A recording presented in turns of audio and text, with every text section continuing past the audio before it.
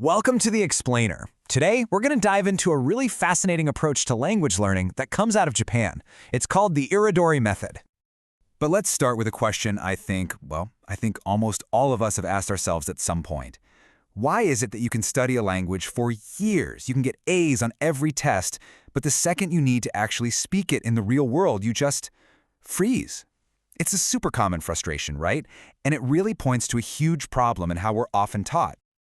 And that problem, we can call it the textbook to reality gap. Okay, let's break this down because it's so true.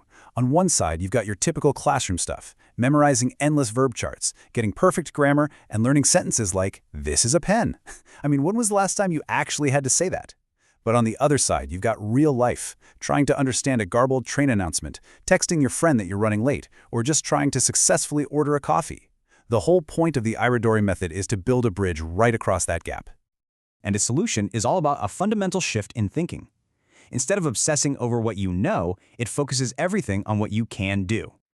So this right here is the absolute heart of the method. It's the can-do philosophy. The whole system is built around hitting these specific, real-world goals. The question is no longer, do you know the past tense? The question is, can you tell someone what you did over the weekend? See the difference? It's a total game changer. Now check this out. This is what it looks like in practice. A single lesson isn't about some random grammar point. Nope. It's about a complete, realistic scenario, like arranging to meet up with a friend.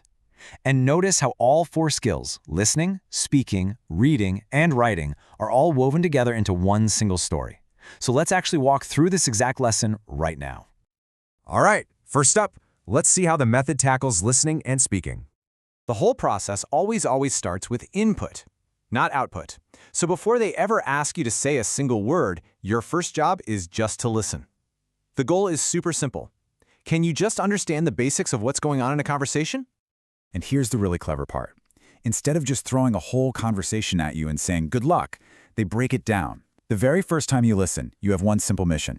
Ignore everything else. Just listen for the time they agree to meet. That's it. It's a small, achievable win that helps you focus. Then you listen to that same conversation a second time, but now you have a new mission. Listen only for the place. This technique is called scaffolding. You're building your understanding piece by piece, layer by layer. By breaking it down into these tiny, manageable steps, you're not just learning the material, you're building confidence. Okay, so once you understand what's being said, it's time to practice speaking. And they use a powerful technique called shadowing. This is cool. You're not just repeating a phrase after the recording, you're trying to speak at the exact same time as the native speaker. It kind of forces your brain to sync up with the natural rhythm and flow of the language in a way that just repeating stuff can't. And all of this practice builds up to the final step, output. You get with a partner and you actually role-play the exact situation you've been studying. You use the phrases, the vocabulary, everything you just learned to actually accomplish that can-do goal. In this case, to actually arrange a meeting. Now let's move on to the second half of the lesson and see how the same idea applies to reading and writing. So the story continues. Imagine you're at the cafe, waiting for your friend, and you get a text. Your reading assignment isn't some boring paragraph from a history book. It's a real message you would actually get.